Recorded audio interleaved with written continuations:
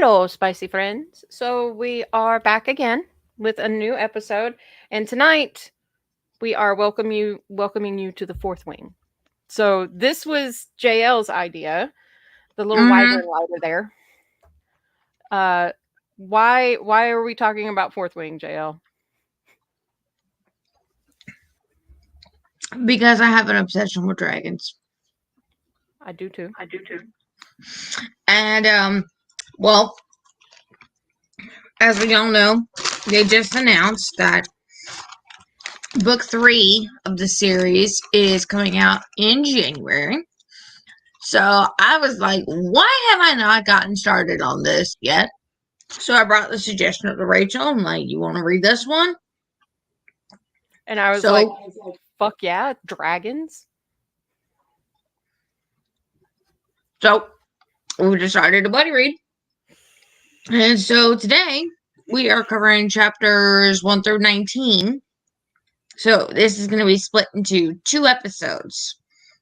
That way we can cover and into more detail each episode with things that we've noticed, as well as kind of giving our feedback and reactions to when we were reading it, instead of like trying to compact a whole book in one episode, which we all know is absolutely freaking difficult. That would be more like a 5-hour episode. Maybe 6. Probably, yeah. Because I mean, she's not skinny. She's not skinny. Uh-uh. She's got, you said 379 pages? No, there's more than 379 pages. What are you smoking, woman? There's I said 517. she's got 38 chapters. 39 chapters. My bad. I don't know where I got 397. So there's 38. Yeah, there's 38 chapters and Or 39. 570 pages. So, yeah, she's not skinny, but hey, she's a fast read. We got to chapter 19 pretty quickly. Mm-hmm.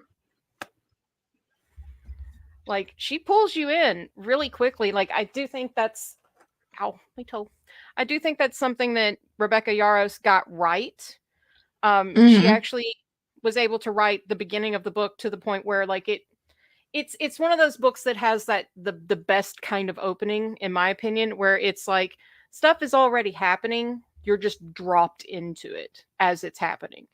So It it's really reminds me, and now, Rachel, you said you are new to the books and everything like that, so I don't hope you don't mind me interjecting on this, because a lot of the books that I got into when I first started were like Hunger Games and Divergent and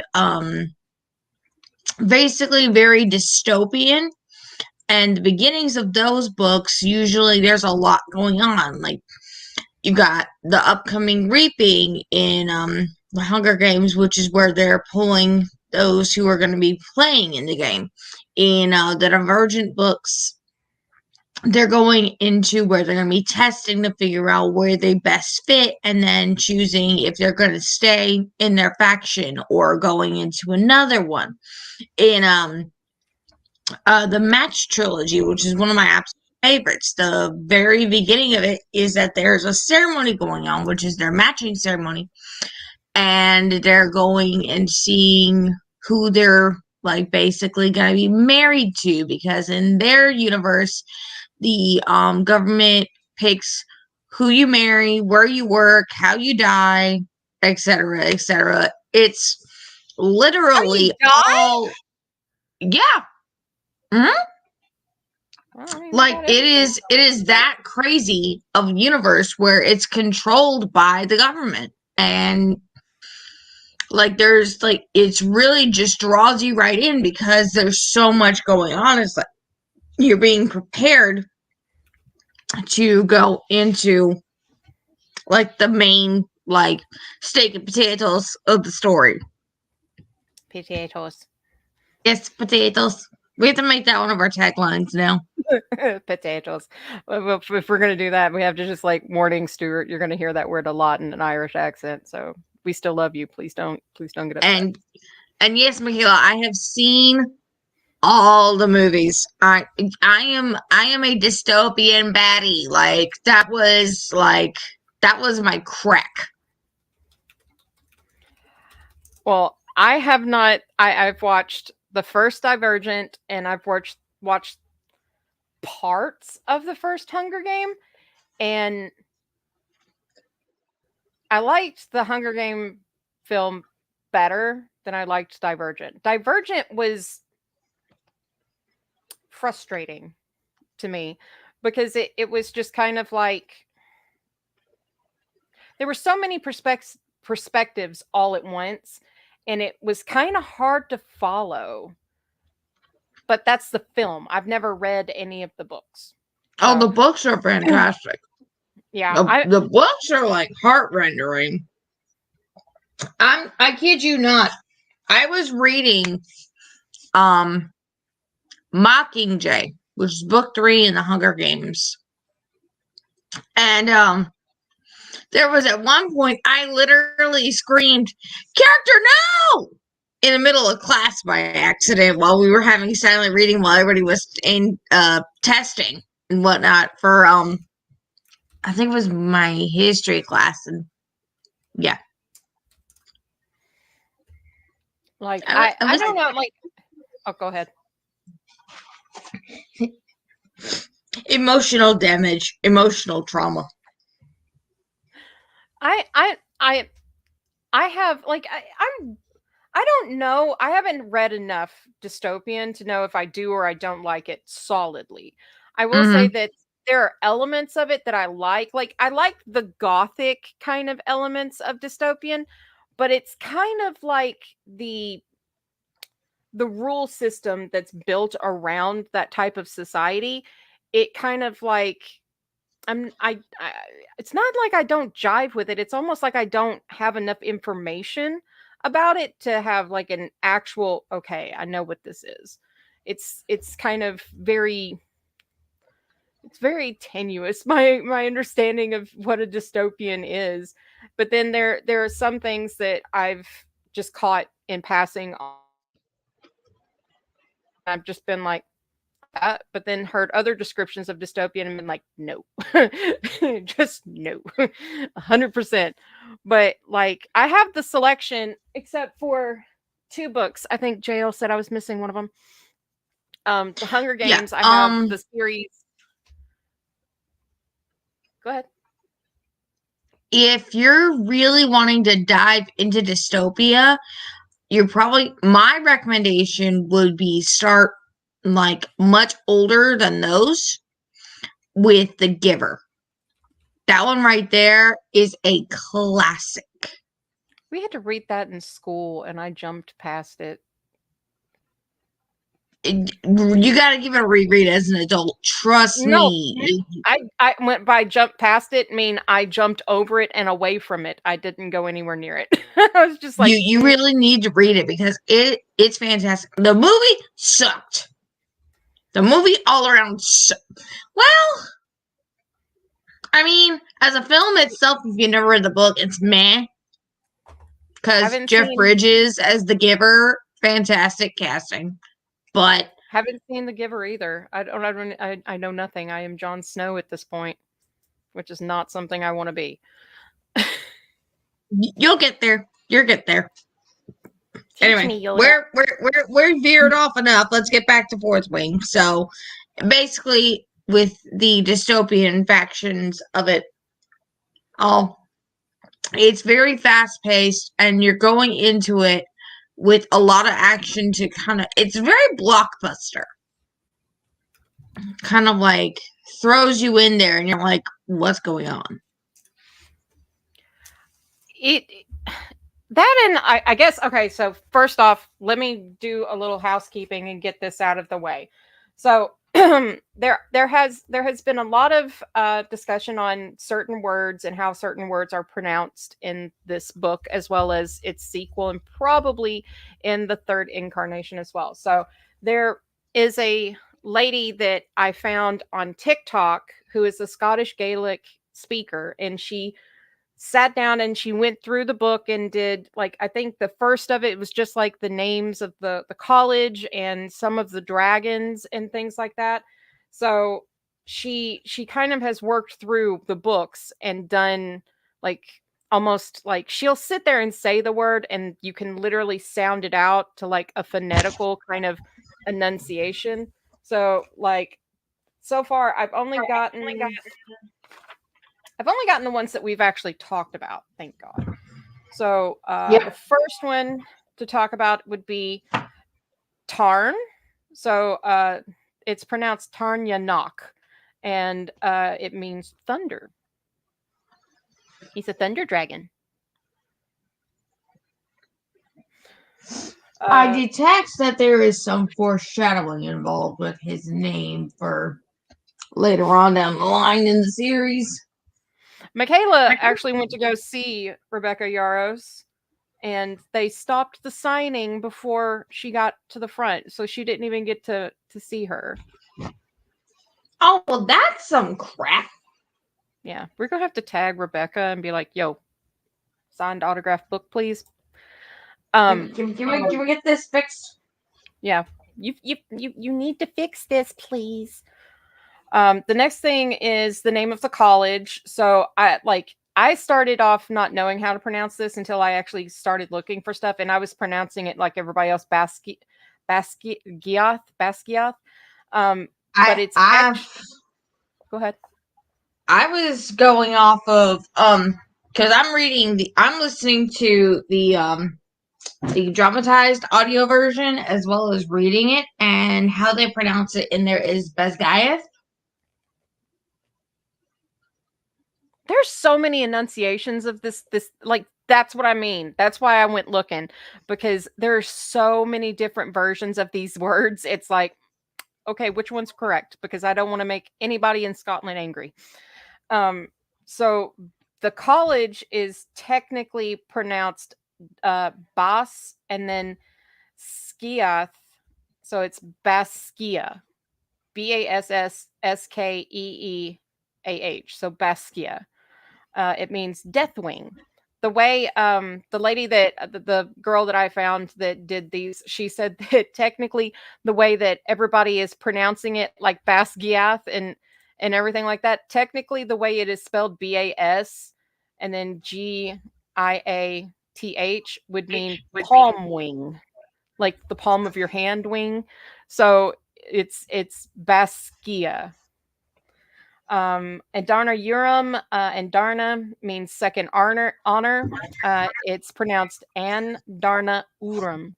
So Andarna Urim is how you pronounce that, which I was just like, that's a lot of ooh, and that's like, thank God. I will say this. If you want to read this book, I highly suggest learning some High Valerian, because of all of the like enunciation and the of things. It helps. It really helps. No, yeah, the of things. Yeah.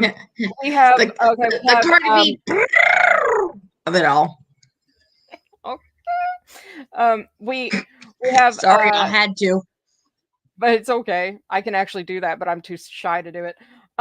So we have Violet's mom's dragon. Its name means weather. Amishur.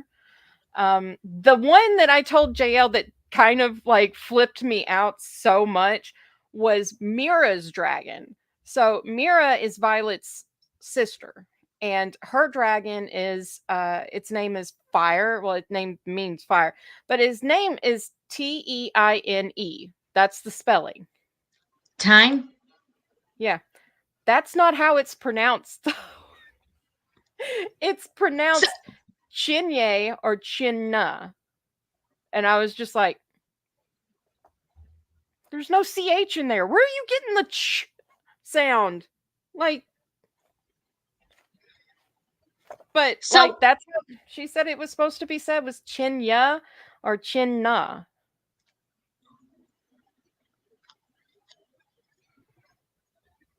The more you know. Scottish Gaelic edition. Zayden's dragon. There was a lot of stuff in the video that I watched on that. So at first she was pronouncing it Skial, and that meant something that meant scale. So then there was In somebody the else. graphic artist, they call her Sigale. Scale. So like Seagal. I don't know how I was just saying it. Skigal. It's kind of like you're saying skull. Skull. Yeah. So the first Yeah, pronunciation I of love Vikings. it was scale. That's how she was pronouncing it the first time, and it actually does mean scale. Then the actual pronunciation of what it's supposed to sound like is skull, and it means shadow. So it's skull, not shigale. It's skull. Which is, it's not my fault. This is the breakdown enunciation, but it does make sense for it to be skull because skull means shadow in Scottish Gaelic. So I was And just like, if you read the book, you'll understand once we get there. Then there is Ferica, which means of anger. Um, another one that's weird is Deigh, which is pronounced Hui. And I don't know where that enunciation comes from, but it means ice. The dragon that belongs to General Melgren, the only other black dragon in existence, the biggest, what did you call him? The Empyrean Dragon. The Empyrean. So it goes him, then Tarn, and I don't know who else, but it's him and Tarn. His name is actually pronounced Cleo, or Clie, and it means graveyard, which kind of that sounds rather morbid. But it is kind of fitting for a massively like ginormous black dragon that don't take none but gives plenty. So I was just like, okay, I don't know if I want to mess with General Melgren. He seems like he's a very scary man. Yeah, especially with what Melgren's powers consist of. That's the meaning of his dragon's name. Yeah, no, don't want to fuck with that one. Don't want to fuck around and find out. Period. There's a lot of stuff at some point which is just literally, I've told JL, is just foreshadowing. It's just ultimate foreshadowing. The meaning of blue dragons, like you learn all about the dragons and stuff like that in Dragon Kind. It's one of the classes that they have to take to learn. There's Battle Brief, Dragon Kind, and then there's like the physical activity stuff. And in Dragon Kind, Professor Kaori. Kaori. Okay. Kaori starts talking about the breakdown of all the different dragons and stuff like that. And one of he talks about the blue dragons and things like that. So the way you pronounce blue dragon in the language as it is spelled out is Gorm Phalias. So Gorm Phalias means blue dragons. Black dragon, it means black morning. So Dumadin means black dragon. And then oh god, one ya lo chick. One la cho blah blah blah blah blah blah. One ya lo chick. One la one la cho blah blah. I can't do it. My tongue didn't want to do it. Your brain says yes, your tongue says no. That's what she said. It's just like, nope, can't do that. One yellow chick. One one low chick. I can't. I'm not doing it again. We're done. That word it means green dragon. We're past that. We're leaving it. We're leaving it where it's at. There's a dragon called Atrum. The name means light, and how you pronounce it is actually Erchtrum. There is another dragon somewhere that has the name that means a chip or a slice of wood, and it's pronounced salishak. Salishak. And then the last one I have is it means disciplined, and it's schmach. Schmach, which sounds a little more German than it does Gaelic, but that's the enunciation on all that stuff. I will link her videos in the description after the show, so you guys can go and have a look at them if you want to, and Go and get your like brain go get melted Scottish with language on. how to say everything and whatnot. It's a very interesting, like it's an interesting language.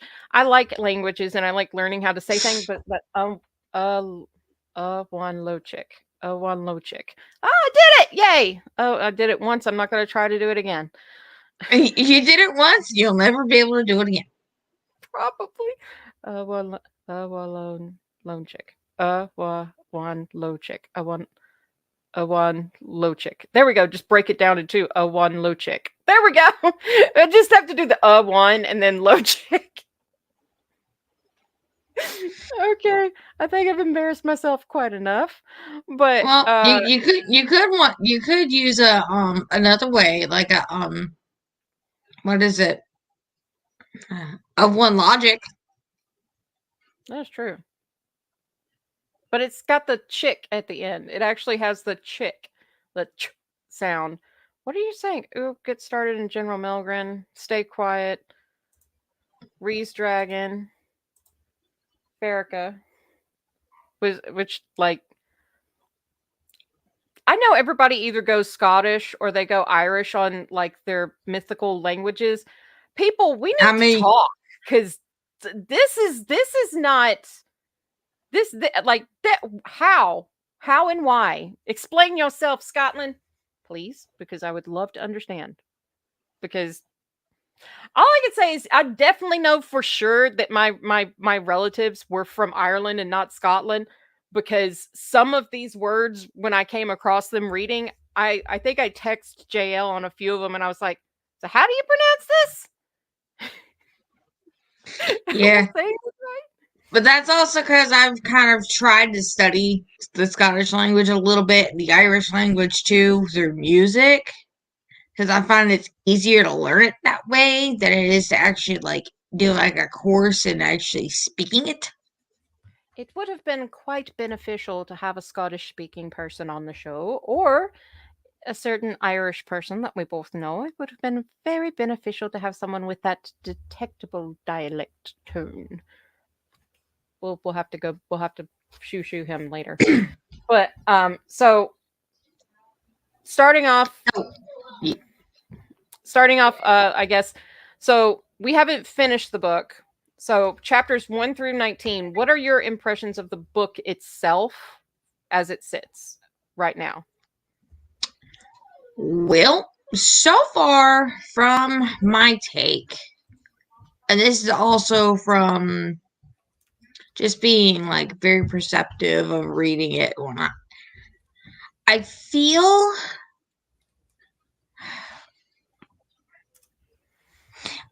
like a lot of authors nowadays are tying very much into pulling inspiration from SJM.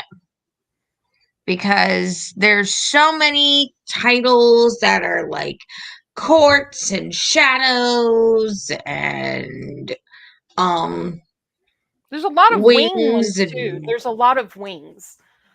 There's wing of shadows. And then there's all these. There's so many wings. Yeah, so not too many wings, not enough wingspans. This is true. we need more wingspan in our lives. Wingspan in our life is never a bad thing. No, never enough wingspan. Can never be too much wingspan. I'd love to adopt some wingspan. Anywho, but no, I feel like Rebecca, she has a seriously good concept, and the book itself definitely does stand alone from the rest of those that are trying to, like, get up there along with SJM. But you can definitely tell there is some influence of SJM as far as like some of the characters, some of the ways that they carry themselves, and I think even like some of the powers too. Just a few. You could it's like it's kind of more it's like it's a sampling, not taking like she's not copying the menu verbatim, but you get the flavor. Yeah, Of, it's not a full let me copy your homework and yeah. we'll turn it in at the same time. It's more of like, what is it you're covering? Okay, let me flourish this in my own way with Like what it's your more like topic he just kind of is. like tapped SJM on the shoulder and was like, "Can you explain me some of these things? Can you just like explain them to me a little Mm-hmm. bit?" And SJM was like, "Come here, my child. Let me explain the wonders of fantasy." Oh yeah, So, no, I agree with you, Michaela. She has done an amazing oh job yeah, making it her own. Yeah, she did a fantastic job.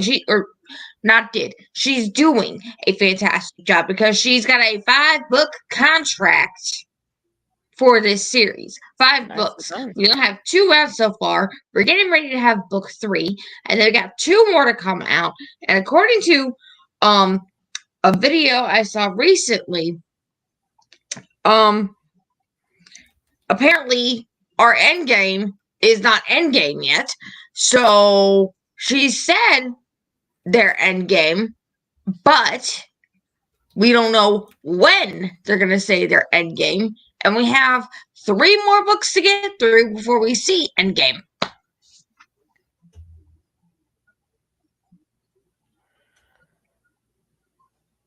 Ow, that hurt my foot.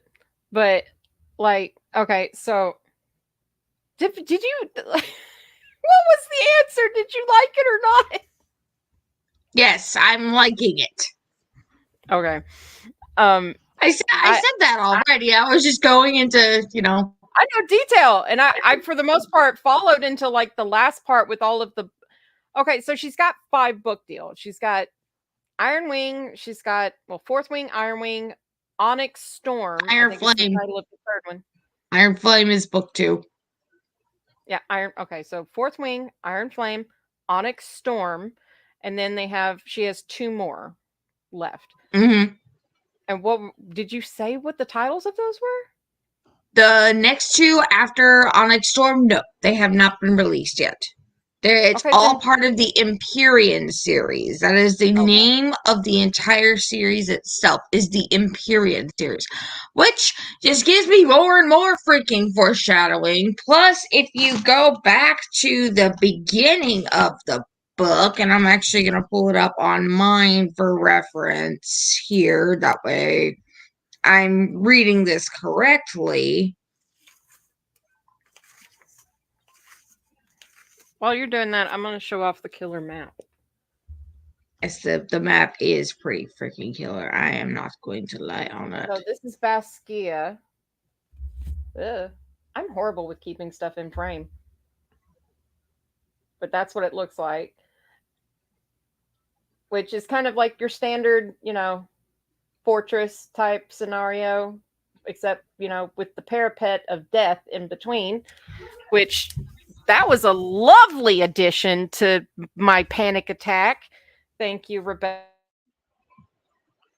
Hands have never sweated so much reading a book. Okay. So if you go back to the beginning of the book, before you actually even get started, like it's the page before chapter 1, it says the following text has been faithfully transcribed from Navarrian into the modern language by Yesenia Neilwort, curator of the Scribe Quadrant at Basgiath. Basgiath. I'm just going to say it the way I say it because that's how it looks and sounds. It Basgiath War College. All events are true, and names have been preserved to honor the courage of those fallen. May their souls be commended to Malik. That's bullshit. You got a longer intro page like that than I did. Mine is literally almost a paragraph, and it's the following text has been faithfully transcribed from Navarrian in the modern language of Justinian Nelwart, curator of Scribe Quadrant at BASGIATH War College. All events are true and names have been preserved to honor the courage of those fallen. May their souls be commended to Malik. Yours was longer and more detailed. Mine was just like, yeah, this is what it is. Yeah. So I'm wondering, with the way that it's written, does that another foreshadowing of events to come later on? Because it's a written history. That was another thing I wanted to add. If this is like more of like supposed to be like a history of this Empyrean line that we're reading, or could it be like giving you like some additional kind of foreshadowing? I'm not 100% certain where I had a train of thought. It was there, and then I got tongue-tied, and it's been a day, my dudes. It has been a day, so I apologize. I get what you're trying to say. Like it's okay. So the Empyrean series, does it purely does that mean purely the dragons, or since this is, like you said, kind of written almost in like this has all happened and somebody's remembering it kind of a way? Like we get the present day aspects of the action and the story as it rolls, but it does have that kind of feeling of somebody reminiscing back on details of their life. So exactly. It's kind of like, huh? No, I have not read Iron Flame yet. This is my first read of Fourth Wings, so we are literally reading it as we go along. With baby stepping through it. So when we start off the book, we meet Lilith Sorrengail, who is the acting general for that quadrant, and she is kind of the person that is overseeing BASGIATH. So her and Violet have lived there for 5 years, and Lilith has had 3 children. She had Brennan, the oldest, Mira, the second, and then Violet. So far, she's 2 for 3. Just saying. So she's done right, but this woman like could literally be the definition of an ice queen. Like she gives no fucks about hardly anything. She's just like, yeah, you wanted to be a scribe? Not gonna happen, sweetie.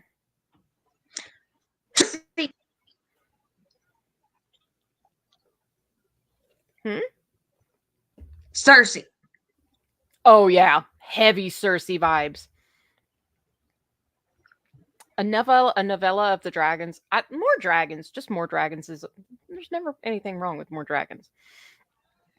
But so we meet all of these people in General Sorrengail's office, where Violet walks into her sister, shrieking at her mother, "You're basically going to get my sister killed. She wanted to become a scribe. She's only been training for the last 6 months." And in retrospect in comparison, so you've got Violet, who was wanting to be a scribe, that was basically like a bookworm, like her dad. Literally training with a general, I think his name is Gilead or something like that. It starts with a G. Gilstead. She trained with him for 6 months before conscription day. So she's only had 6 months of prep. Mira, on the other hand, whenever she was preparing for, induction into BASGIATH, she had been training for almost like 12 years. 12 years versus 6 months. Like, I can see where, like, Mira is like, she's not gonna make it. She's not gonna fucking make it. Like, believe me, the acting audio, when you're listening to it and you're hearing the back and forth going on between them, Oof, oof. You can just hear like that. It's so thick in there you can cut that bitch like butter. I will say though, it's good banter. Like there is good banter in between the characters. Like that's one thing that I'm very grateful for in the book is that like the dialogue between characters is really strong.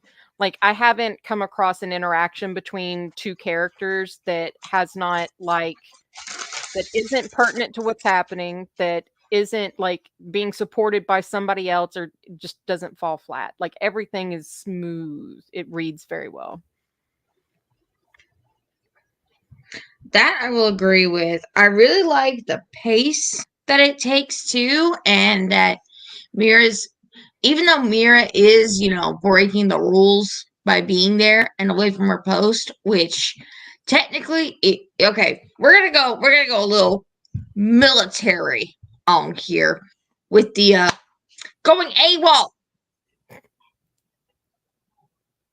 Because technically, she did go AWOL by being there, which in our government, if you go AWOL, you're sentenced to prison plus a dishonorable discharge. So my wonder is, what exactly is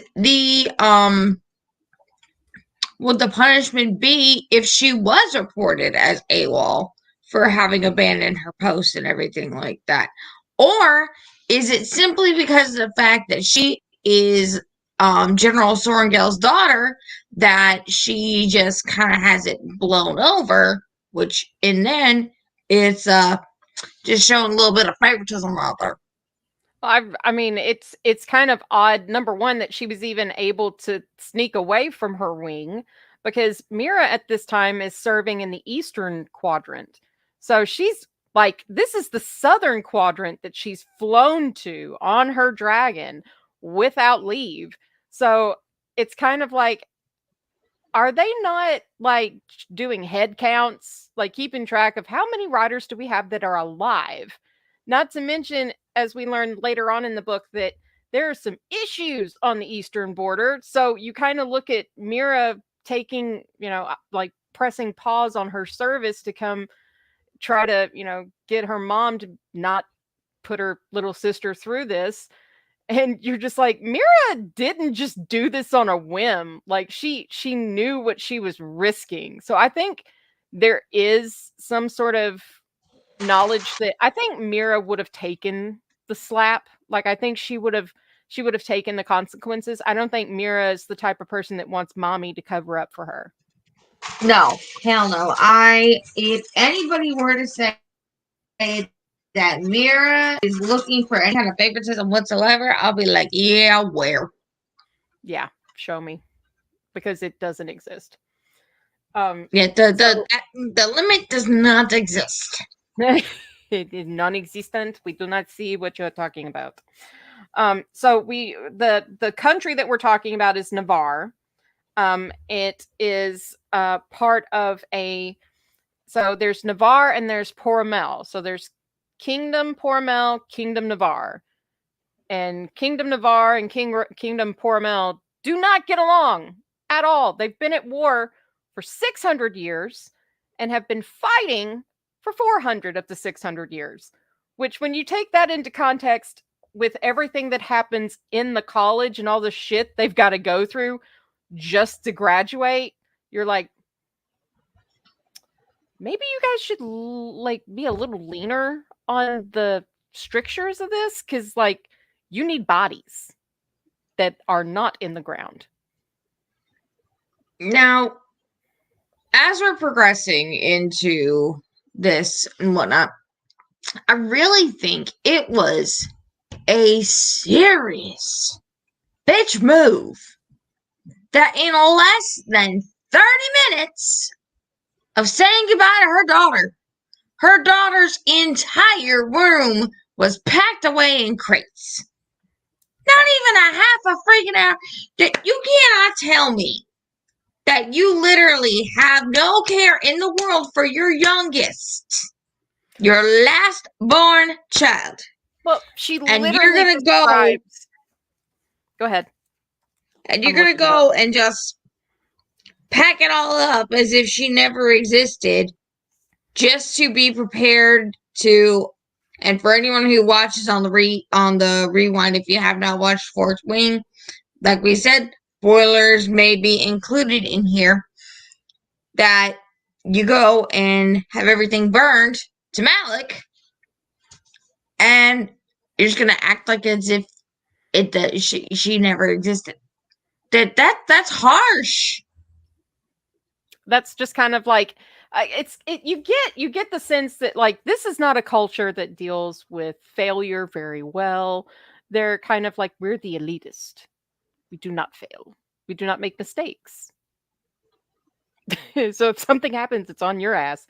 So like on page 5, she literally, like, we get Mira and her mom fighting, and Mira brings up, like, how many writer candidates die on conscription day, because this is known as the most deadly day in all of this that's happening. And she's like, how many? 40, 50? And her mom's just sitting there at her desk, just like, I don't know. You have to check the tally. But she literally tells Violet, I will not be able to acknowledge you for the next 3 years. Don't expect any favoritism. And it's just like, wow. Wow. Like, just, Michaela, we thanks, stopped at 20, so we're covering up to 19. Mm-hmm. We're slowly getting there. We're gonna get there.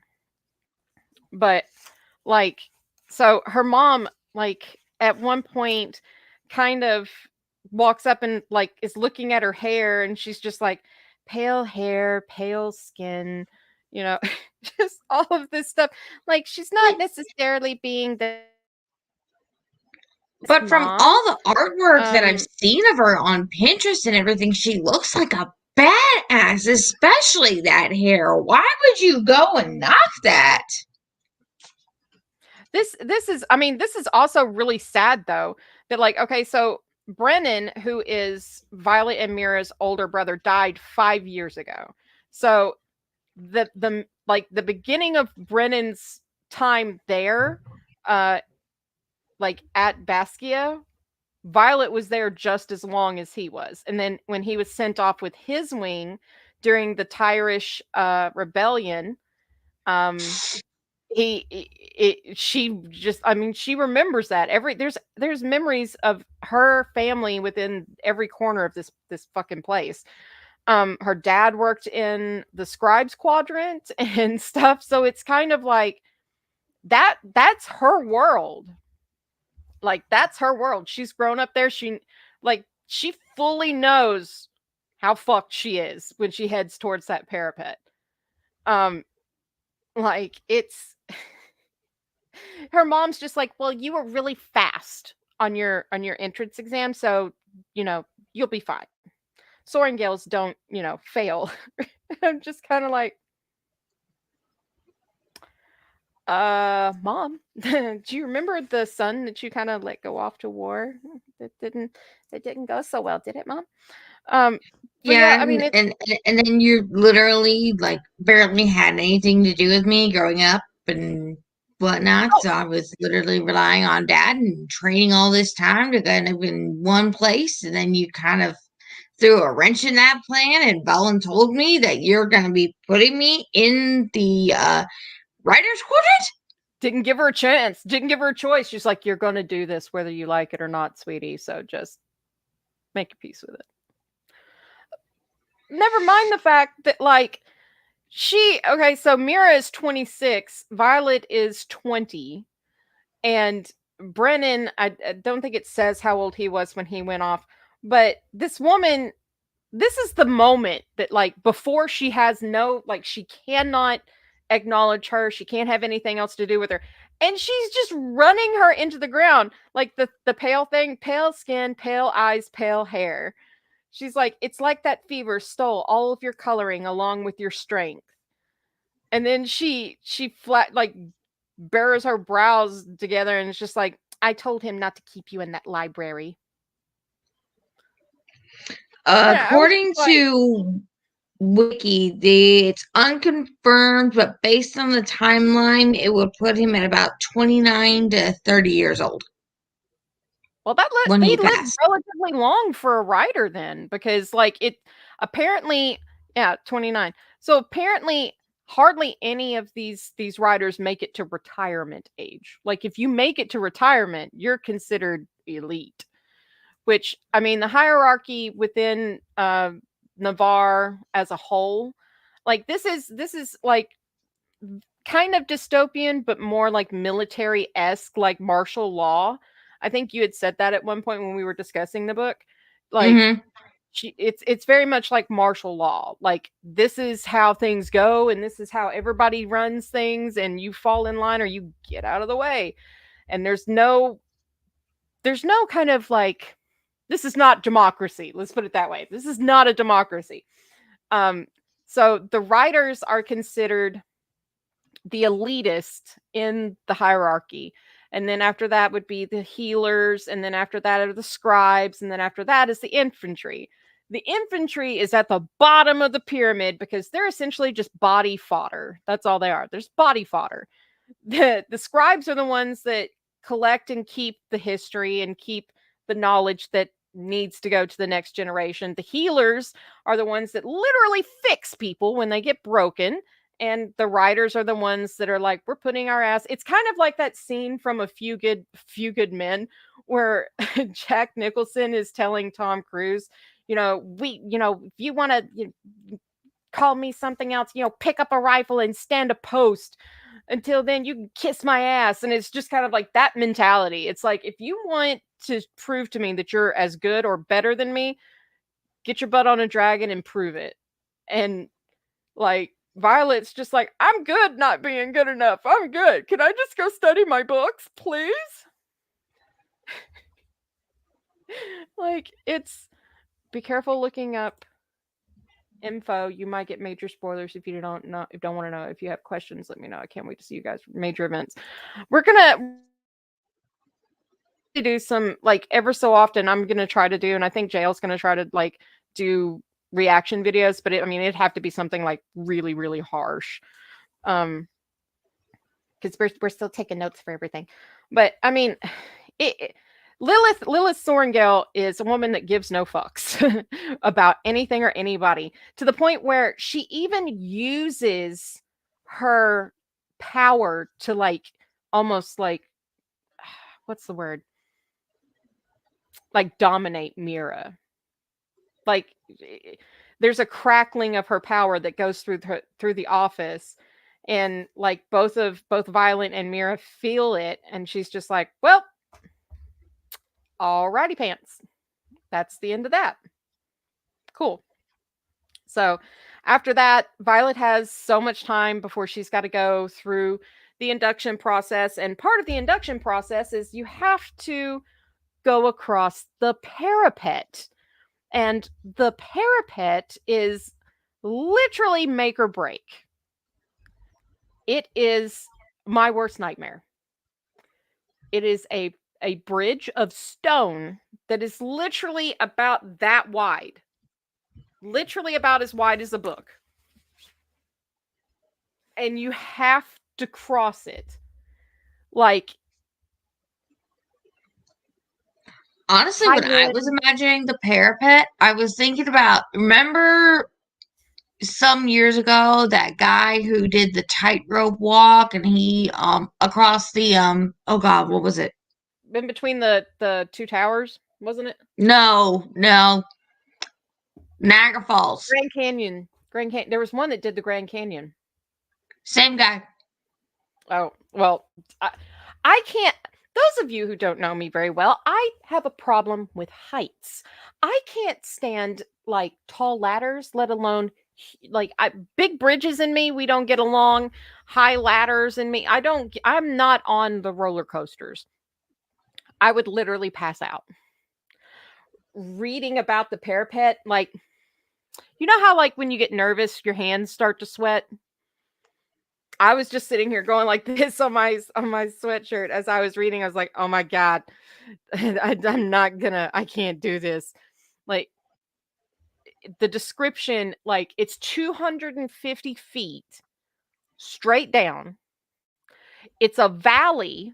It's situated in a valley. So it's in between the induction tower and then the fortress itself. So you have to go through signing in and all this stuff, and then you go up this circular tower with the steps, and it leads you to the beginning of the parapet. And to get to the fortress, you have to go across.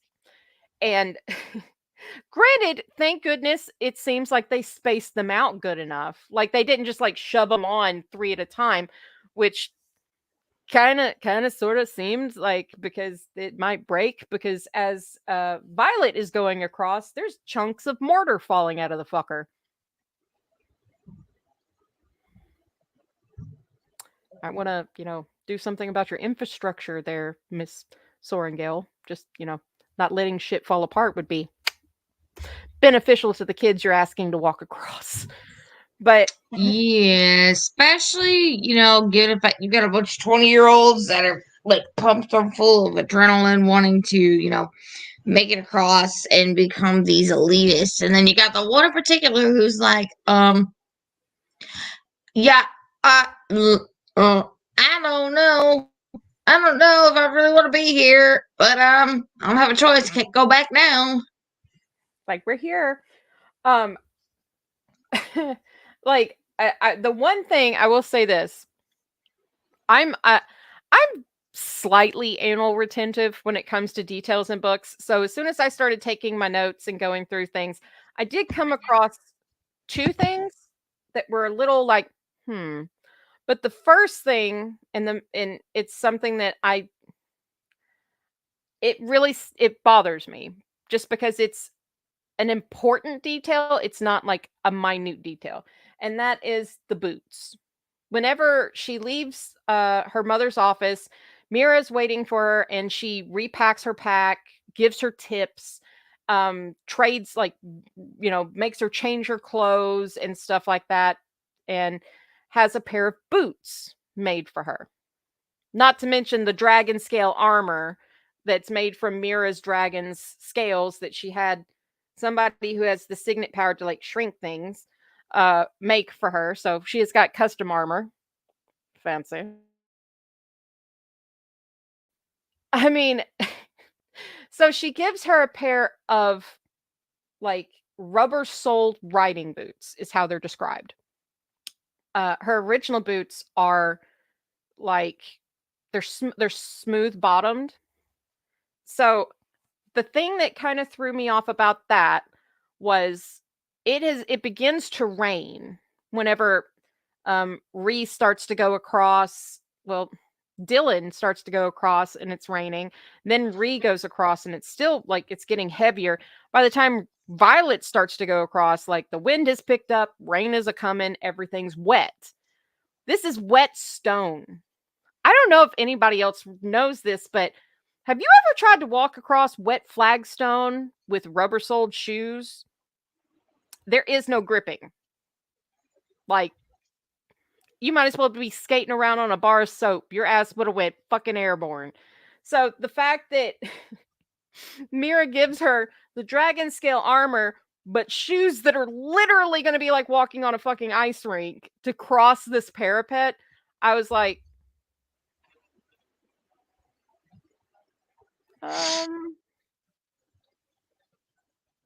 And I just gotta say this. I love Ree so much. And I was really glad that granted, yes. Do I wish that she had listened to Mira more? Absolutely. But at the same time, I'm glad she didn't, because she wouldn't have that companionship with Ree like she has.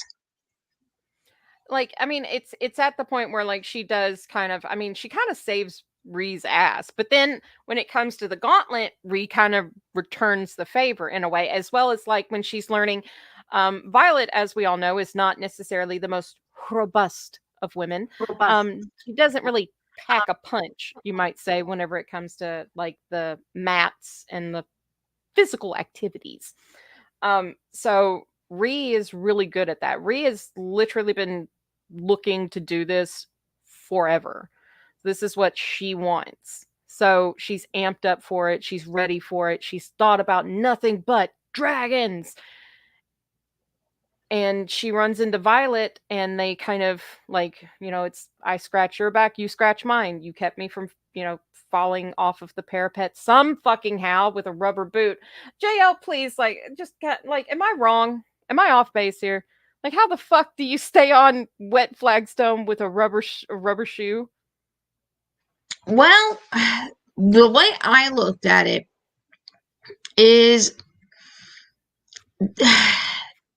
granted, the boot is rubber, but the sole itself could have been like, have you ever worked at a restaurant? Yeah, I have. Several. Maybe I'm thinking maybe Rebecca wasn't quite thinking all the details. See, this is when she was putting it together. The boot itself is leather. The bottom is the only thing that's rubber. She makes then it probably would have had, maybe without putting that detail in there, because she might have missed it by accident. It would remind me of like the non-slip shoes that they require you to wear in the restaurant, where it's got the sole and it's got the grip on the sole. That way you've got that extra cushion, but it keeps you from actually slipping. That is true. Most of those shoes will do that. However, a lot of those shoes in the tread, they have some sort of like breakup and design that is meant to actually add grip to the shoes. And I can tell you right now, if anything gets like in those boots, like if a rock gets in it, or if they get too dirty and they get impacted, they're gonna fucking slide. That's how I ended up fucking up my left knee. But I mean, it legitimately, like, just food for thought, Miss Yaros. Maybe you might like want to go back and add a little detail or change a few things, because as I was reading it, and I'm reading the physical copy, I was like, she would have fallen so fast. Wet flagstones, crumbling mortar, and rubber shoes. Like, are we sure Mira wanted her to make it across? Are we sure that Mira was like, yeah, I'm gonna look out for you, little sis? You sure there's not like some stuff on that? But yeah, like the relationship that she has with Ree is one of the most amazing things that comes out of the first kind of part of the book.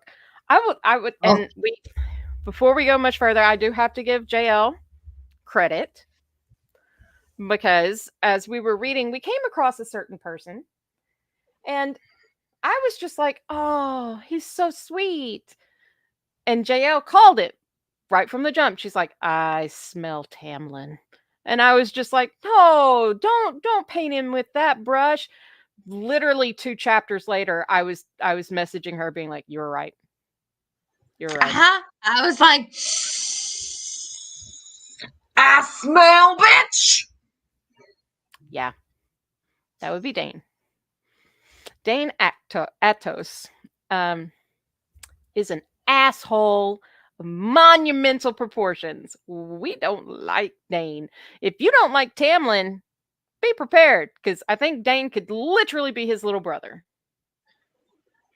Or at least maybe like a second cousin once removed. Like, we come into, it's basically kind of, this is another thing that kind of plays on the references to ACOTAR. So in ACOTAR, you have, of course, the shithead Tamlin, and you have Rhysand. So Tamlin is possessive and wants her within his control, even though it has like this protective kind of tone to it, which is bullshit. But he wants basically possession, control. Like that's same thing with Dane. Dane uses the guise of, I'm trying to keep you alive, I'm trying to keep you safe, to like almost control every decision that Violet's making. But the problem, am I coming through your speaker? Because I can move away from my mic. No, it's not you. There's things going on down the hall, going on in the hall in the background here, and I was just making sure I get it on my end. But so basically, it's the same thing with Zayden, who we do love, and Dane. Dane tries to keep Violet safe. Can I point something out here for a quick second? Yeah, go ahead. Okay. His name's Zayden. Mm-hmm. He's the Shadow Daddy, right? Mm-hmm. So, the where I'm getting at in this, maybe someone else has also read Haunting and Hunting Adeline, and maybe got a little inspiration name-wise. Change the Z to an X, add Possibly. an N at the end. Which I mean, I wouldn't blame her because I like the name. Pay homage to the Shadow Daddy. Yes, and yeah. But no, if we're gonna bring that up too, like he definitely is like a combination Yeah, of like all the bad boys put into one character. Personally, is yeah, my opinion on that. yeah. He kind of like you said that like he's kind of a combination of all of the Bat Boys. So like he has the suave snarkiness of Reese. He has the no bullshit attitude of Azrael, like no fucks given. And then he's got like the military mindset of kind of Cassian, where he's like in that military mode and he's like, all right, it's time to go to work, that sort of thing. But like Zayden versus Dane, I'm like, we haven't gotten to the point yet, but I hope there's a point where he just kicks his ass because I fucking hate Dane. I would have shoved that little prick off the edge of the parapet. Like, he's just the most massive tool. And all of this is based off of the fact that, like, he starts out like he cons you in, where he's like, please let me save you. That thing. I was just like, oh my God, it's so sweet. But then in the next couple of breaths, he's like, no, you don't need to do that. No, you need to leave. You need to go here. You need to go there. And part of me is starting to wonder if maybe the reason why Dane doesn't want Violet around is because he doesn't want to be overshadowed.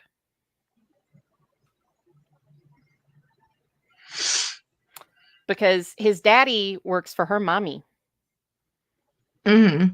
So And we already have a theory going on that mommy and daddy Atos may have had a little thing going on behind the scenes yeah, there. Lilith and Dane's daddy, like they had some late nights in the office, talking about dragons. Powers got thrown around. Then she threw him around. Like, let's be real. Like Lilith is an on top kind of person. Lilith is the dom.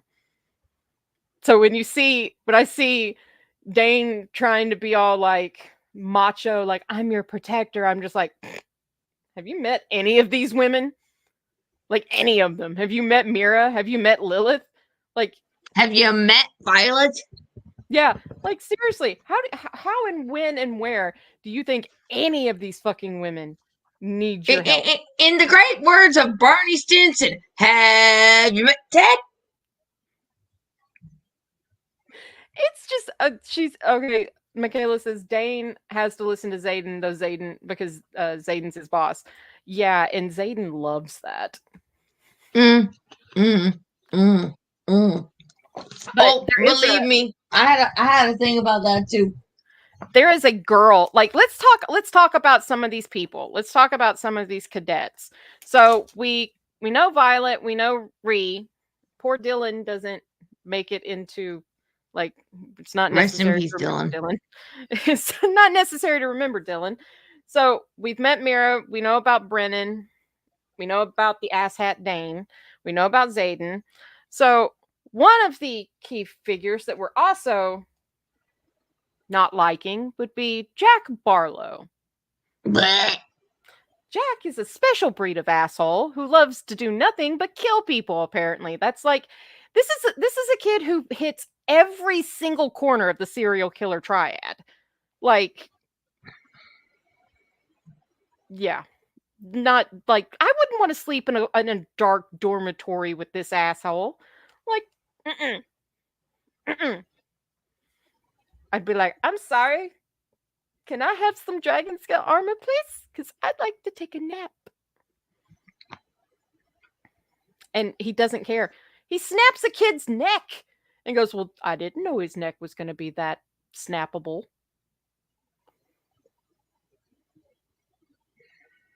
It's a Chip my bone. ass. It's a bone. It's going to snap. But then he turns into a little pussy and runs away when Tarn shows up. I love dragons. Tarn is a badass. I also love Tarn. We talked about this moment where Tarn is like Dane's coming up and he's shouting at Violet, you know, you don't need to you need to listen to me and all this shit. And Tarn's just like, tell the human if he harms you, I will scorch the earth where he stands.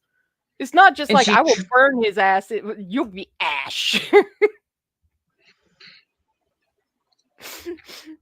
Like it's like I love Tarn. It's been a while since I've read, but how did 19 end?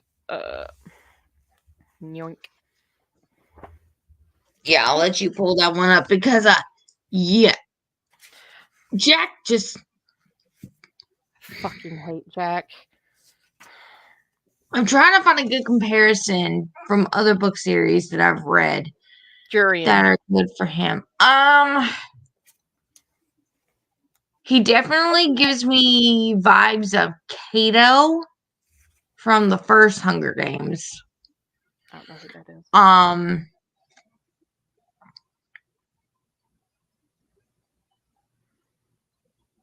And there was, oh gosh, there was another guy who was in the Maze Runner series, who was like a total dick. Oh god, that's gonna All right, bother. to answer Michaela's thing, the ending part of it is at some point you and I are going to have to start trusting each other, Sorrengale. The rest of our lives depend on it. Fury swims in Zayden's eyes. Now tell me who. So apparently, in chapter 19, we learn that Zayden's dragon. Well, we learned this at the end of Threshing. So Zayden's dragon and Violet's big dragon are mates. So, well, one is linked. The other goes as well. So that means Zayden and Violet are close in much more than a physical sense.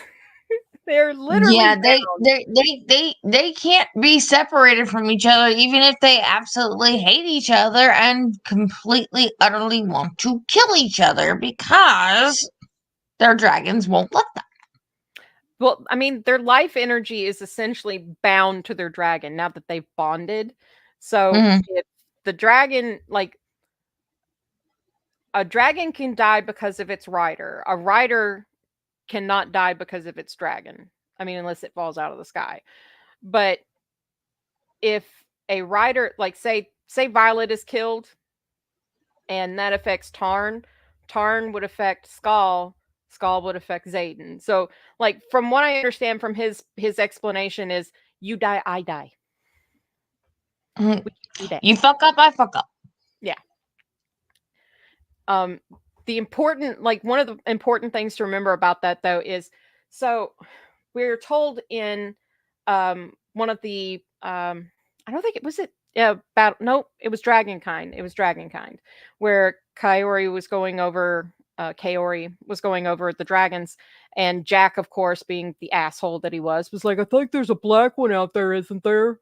So the professor starts explaining that, and in the process explains that Tarn has only had, ever in the history of ever, had one rider that he was bonded to, and that rider died. And yesterday we were talking about this and we couldn't remember if there was a name that was given. His name is Naolin. Naolin.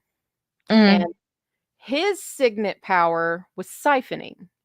So that meant he could take power from something, use power to heal someone, or Rachel, I'm an idiot. I'm an idiot. I should have recognized that power from the get-go. Okay, sorry, y'all. Having a moment here where I'm going to veer off because of the fact of the siphoning. Please Dude, explain. he's Kai from Vampire Diaries, the siphoner. I haven't seen that, so I have no Yeah, idea you what you're have talking about. Vampire No, Diaries? I haven't seen all of it. I saw season 2, and that's it. Oh, you suck. So you don't even know about. Oh God. Oh, wait a minute. Did So Klaus make it? When was Klaus in? Like, I saw the Klaus part. Like, I saw Klaus was in season 2, season 3, season 4. Then after season 4, they went and made the originals, which was the entire series all itself there. He would come back for episodes throughout it and everything like that. Kai Parker, ladies and gentlemen, was oof. But basically, the power that he had, I gotta see what this guy looks like.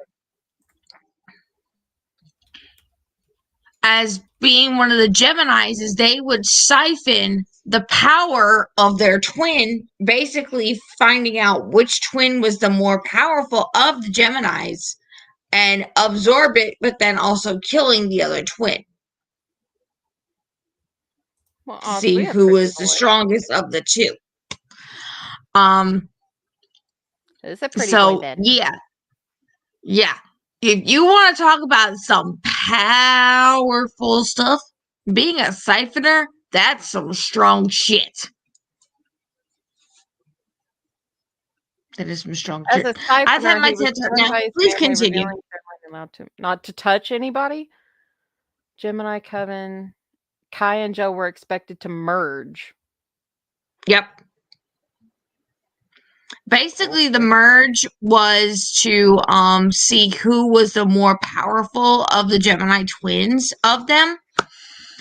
And in their storyline, Kai was evil as fuck. Like, from the get-go, from the jump. Wasn't he the one that was, like, holding Haley by her backbone and made Klaus kneel? I forget about that one. I think that's him. Maybe. Because I've seen that it's been a hot minute since I watched that season. I've seen that clip a few times and just been like, I could do without the crunching. Please, no, not with the crunching. But no, he's one of my favorite villains. Other than Catherine, obviously, because Catherine Pierce is the baddest bitch in all of the Vampire Diaries series. I rest my case. That is my bad baby. Is it just me, or did anybody else wish Elena would just get her neck snapped permanently? Yeah, me.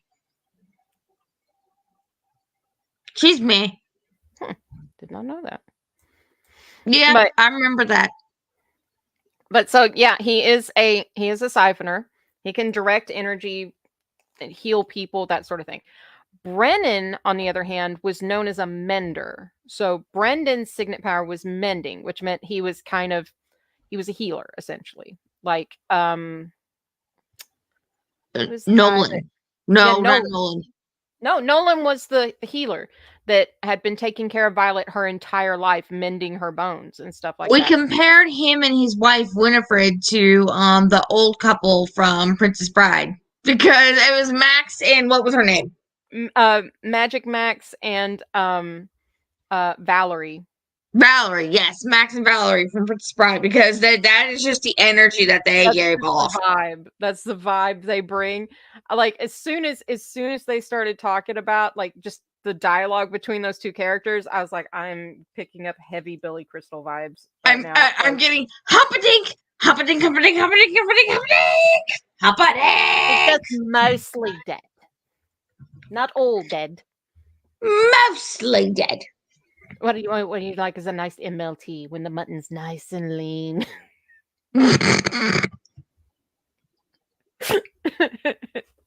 If you haven't watched The Princess Bride, I don't know what to say. You who hurt You're you? missing out. Yeah, go fix that. Like, just go fix that. So, Brennan is okay, so there's a whole lot of stuff that happens real fast. So, the Tyrish rebellion happens. Lilith, Violet's mom, is credited with taking down Fenn Royerson, Xaden's dad. That's what everybody believes.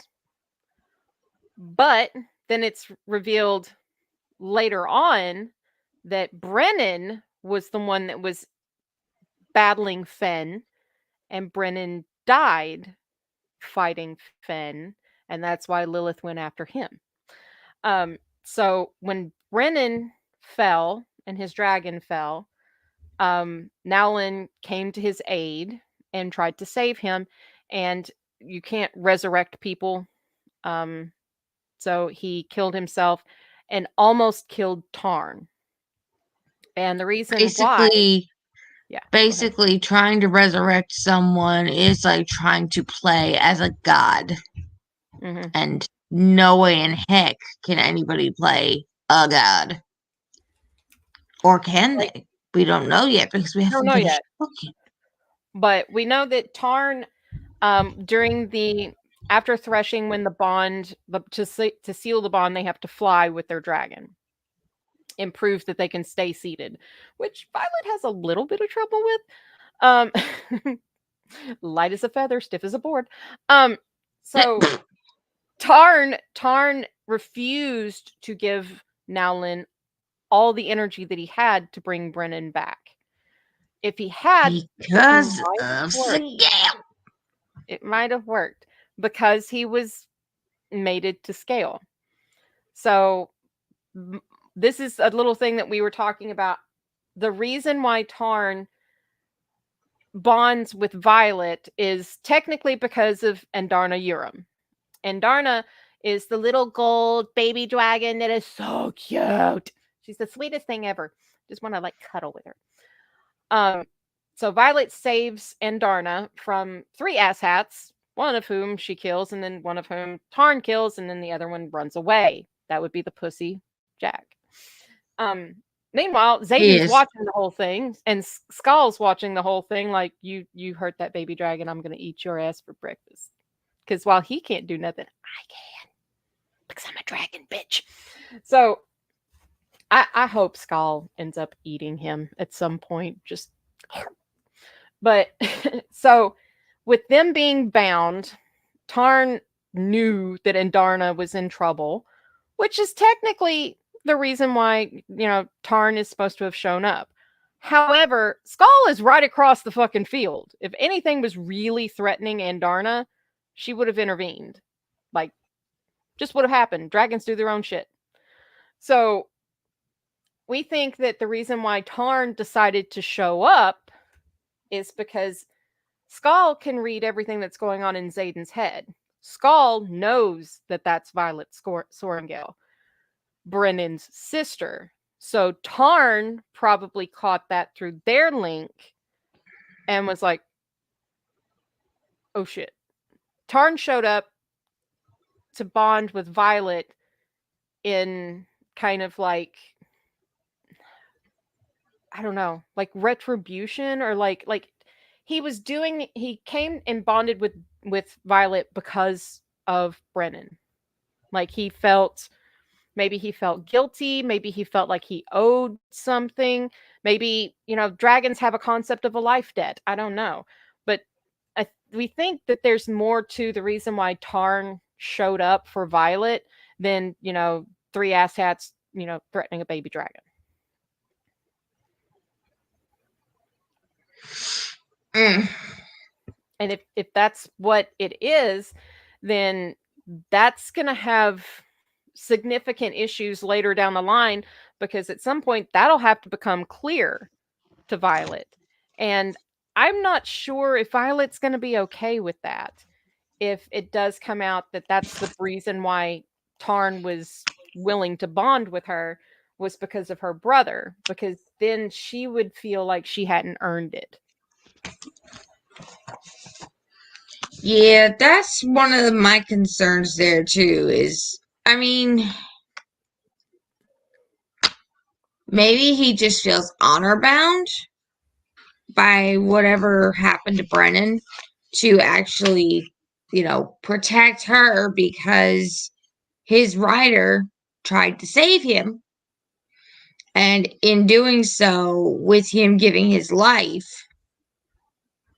he was like, if there is another Sorrengail, it'll be my duty to protect them. Which makes sense. Because Tarn seems to be like that kind of character that would be has like that honor code and whatnot to, show respect.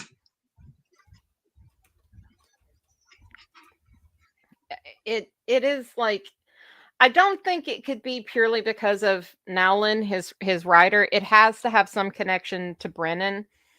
Like maybe he could feel Brennan because Nowlin was kind of like a bridge between Brennan and Tarn. Maybe Tarn, I don't know if it's possible, like if maybe. Why haven't we considered the sense of smell for the writers? Because if they shared DNA and he smelled her, he could have realized that whoever was related to Brennan is one of the writers to come up, and he's like, okay, I'm picking her because I am making myself duty bound to protect her. Skullsar during first formation, she could have been like, is that who I think that is? And Xaden just be like, don't say anything. And Skull be like, as soon as I am dismissed, you know where my fucking ass is going. Like, I think, I'll be honest with you, I think part of the reason why Tarn showed up was because Skull was like, I'm gonna fuck with my writer so hard. This Mr. Man thinks he's so bad, thinks he's got such a black heart. You're gonna fix him up. I think Skull wanted Xaden to like have some love because she probably felt how broken he was. Because let's be real, Xaden is broken in like a very real way, but not in the way, like at first I thought, okay, so Lilith Sorrengail is credited with killing Xaden's father and being responsible for everybody else's shit. In the book, pull up the receipts, girl, because I already know where you're heading with this one. So in the book, at the beginning of each chapter, there's a little thing, and at one of the chapters, there is a beginning moment, and it talks about the Sorrengail, or talks about Finn Rorson and that whole thing. So chapter 6, at the beginning of the thing, Major Frederick's Modern Guide to Healing. Oh, wait a minute. That's the wrong one. Pause. I'm looking to find it. So there is a heading here, and it talks about Lilith Sorrengail, and there's a report that is made to the King Taori. Is that how you pronounce his name? Taori. I don't know why it's making me kind of think like Tayoshi, and I'm going like full on Avatar: The Last Airbender with the pronunciation there. Oh no, Kaori. You're talking like Kaori, the battle dude. Okay, I really should have highlighted this better. JL, talk. Hang on, because I think I might have found which chapter it is. I'm looking it up on mine too. Okay, I was gonna say. Yep. What chapter? Found it. Chapter 5. Knowing I am in direct disagreement with General Milgren's orders, I am officially objecting to the plan set forth in today's briefing. It is not this general's opinion that the children of the rebellion's leaders should be forced to witness their parents' execution. No child should watch their parent put to death. So that is an official on the record report, but only the king saw it. Well, probably General Melgren saw it as well. But that is literally dictating and saying that Lilith thought it was wrong that Melgren wanted the children to watch while their parents were being executed.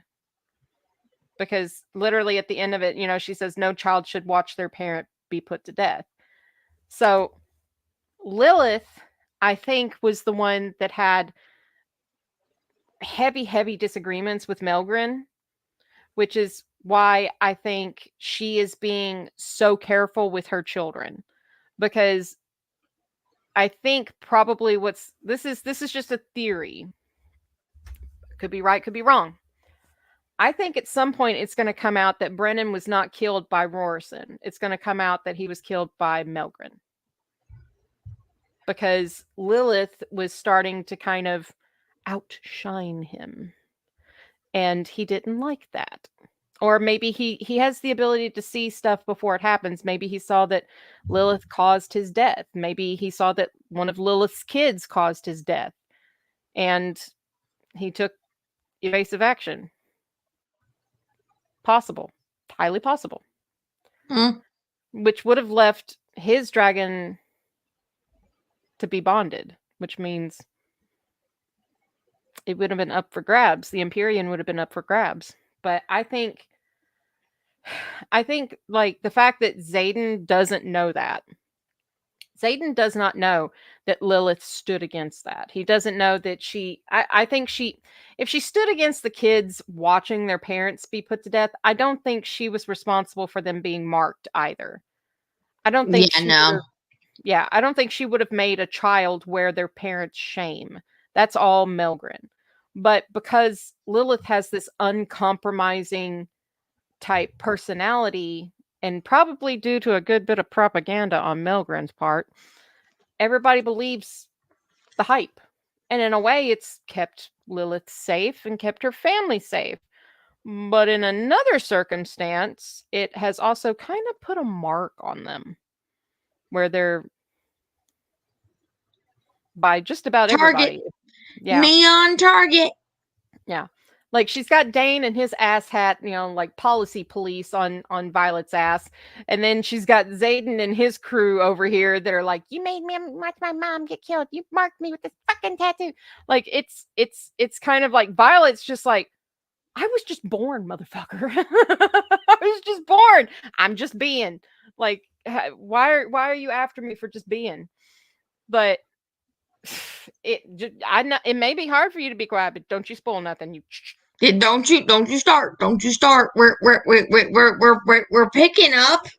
We're picking up here after the show tonight on 21, right? Mm-hmm. But like I think there's a lot more to. I think this was an orchestrated thing, is what I'm saying. Tarn showing up and choosing Violet, and Darna choosing Violet. I think there was more to it than just like, oh, I was saved a baby dragon. I really think too that the relationship that I'm watching form between Tarn and Darna and Violet, I'm just like, that's a trio you ain't gonna fuck with. Yeah. I mean, like throw in Skull and Xaden, like that's those you just no, just no. Like, and can we take a minute and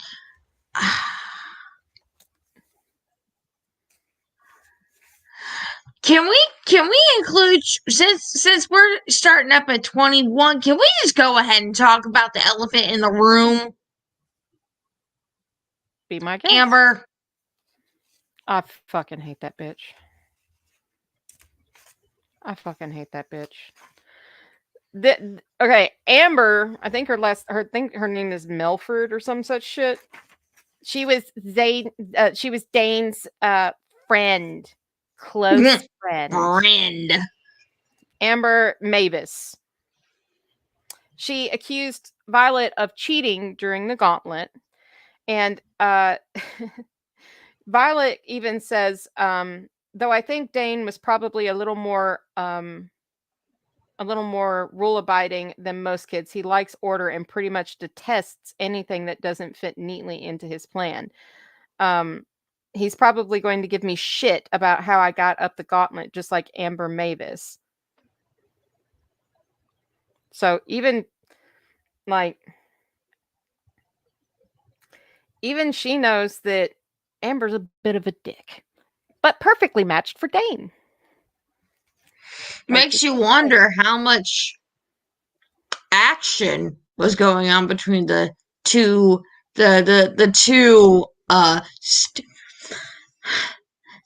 Those sticks were so far up their asses. I don't know how it's not a double-sided dildo going up there with the amount of rule sticklery that they kept following. Yeah. I just...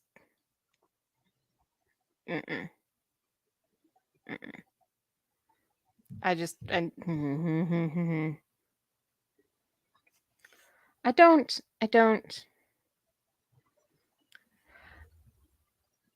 People are just assholes. I really don't like Orin either.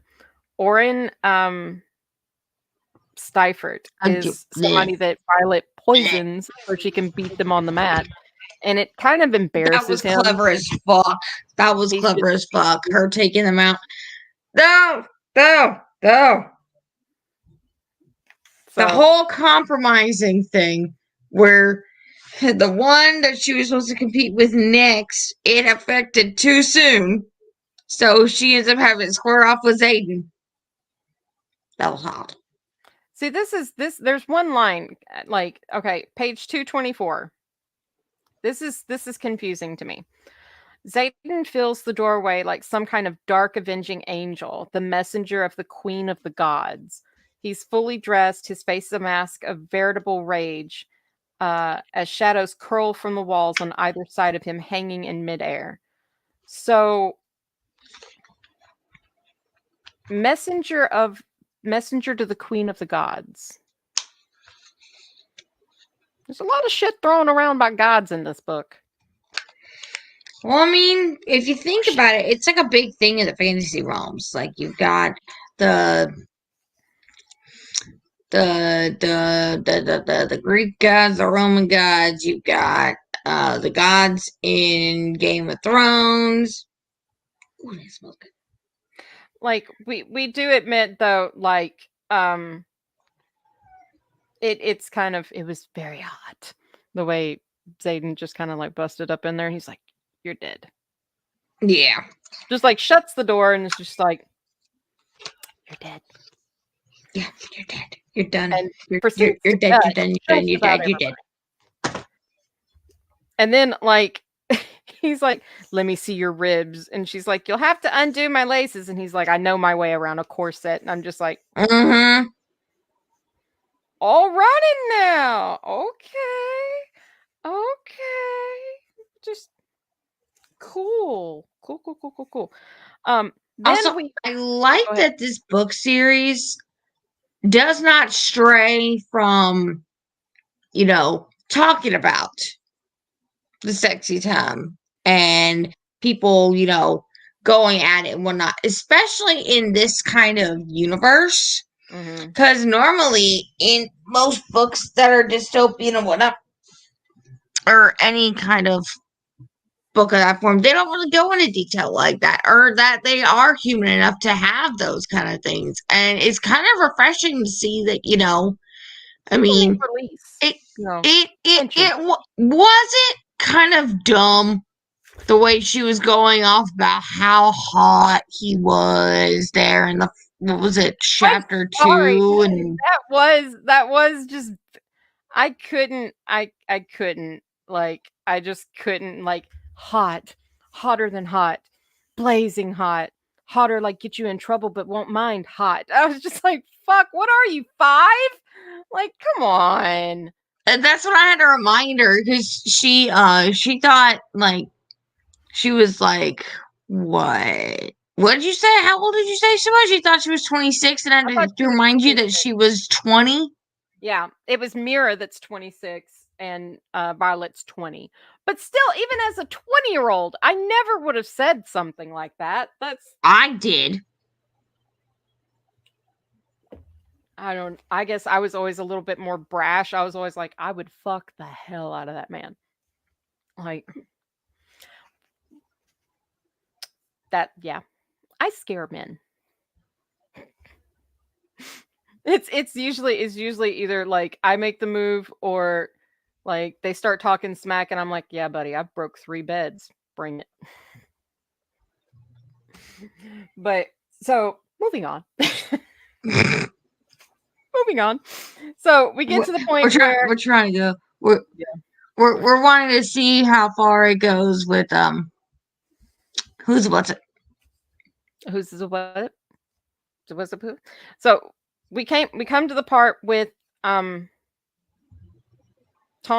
Skull, and Darna, Zayden, and Violet. And this was something that I literally about lost my shit over. So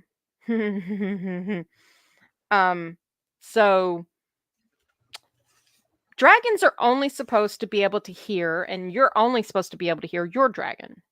It's like one way. Oh, right. Okay, I know where you're going. And yeah, it doesn't go that way. And They don't tell you all the interesting stuff. I like, huh? They don't tell you all the interesting stuff when you're in the freaking college. You have to end up learning all that on your own. But I mean, the banter is what I'm talking about at this point. Oh, yeah. Legitimately fucking amazing. Mm-hmm. So like, and Darna's asking, do you trust him? And Violet's like, yeah, sure as I can be. I do trust him. You know, he did kind of just save my ass. And Zayden, just without even giving a fuck, was like, yes, I want a word. What the hell kind of powers are you channeling to her? And then Tarn's or Violet's reaction to that is, yep, ballsy. And Tarn's like, none of your business what I choose or do not choose to channel toward my rider. And then Violet's like, this is going well. And then he says, like she's going to explain to Zayden. He goes, I heard him. And she was just like, the fuck? What? What do you what? What? Huh? And Tarn's like, I got the message. You're just fine, human. Barely made it. Seems like you had 30 seconds gifted to you. Yeah, what the hell happened there? So, and Darna, Feathertail. Let's talk about that. Yeah. 2 years old? Just a baby. Yeah. Like mine on the screen here. It's just a baby. Yeah. I was just like, huh? What? Baby? Baby what? Baby, a feathertail. Feathertail is the term for a baby dragon. Instead of hatchling or winglet or whatever you want to call it, they're called feathertails, meaning that they haven't fully formed because all of the dragons are identified by their tail. Dragon tail, morning star tail, scorpion tail. It's all about the tails. So Club tail. Yeah. She's not an adult dragon yet because yes, Tarn tucks in Andarna under it. Yeah, it's so cute. It's so cute. He's like a big brother. But the point where she's like, I glare up at Tarn, you let a juvenile bond, a juvenile train for war. And Tarn's reaction is, we mature at a much faster rate than humans. I'm not sure anyone lets Andarna do anything. Hey, you want a little ice for that burn? like, how much faster? She's 2 years old. And Tarn comes back. She'll be full grown in a year or two. But some are slower than others. And I bet that was kind of when Andarna kind of looks at him and without even letting him be able to hear her thoughts, goes, "Fuck off, dude." Like I have like this mental image of like both Skull and Andarna looking at Tarn just like,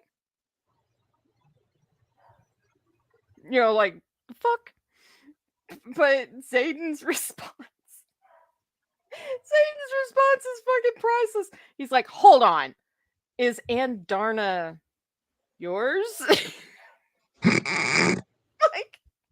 like you're not supposed to throw shade at a dragon at all. That's what 99% of this whole thing leading up to this chapter has said. Do not piss off a dragon. Do not insult a dragon. Do not ask a dragon questions. Do not be impertinent to a dragon. They will scorch your ash. Burn, burn, ow, ow. And he literally goes, hold on. Is Andarna yours? And it's just like, that's awfully personal. And of course, and then he accuses them of hiding a hatchling away from him for 2 years. And Skull says, "Don't be ridiculous. Do you think I'd let my offspring bond while still Feathertail?"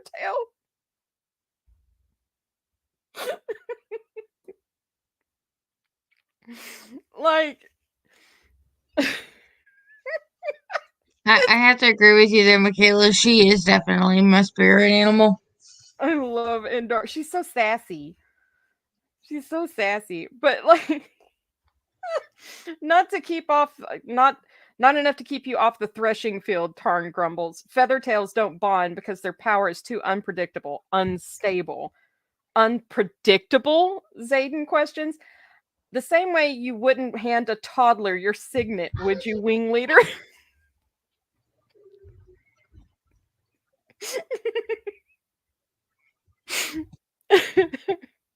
I love this banter between them because it's like in an instant they're almost like a family of like it's like they've known each other for years and they've just all kind of like come together.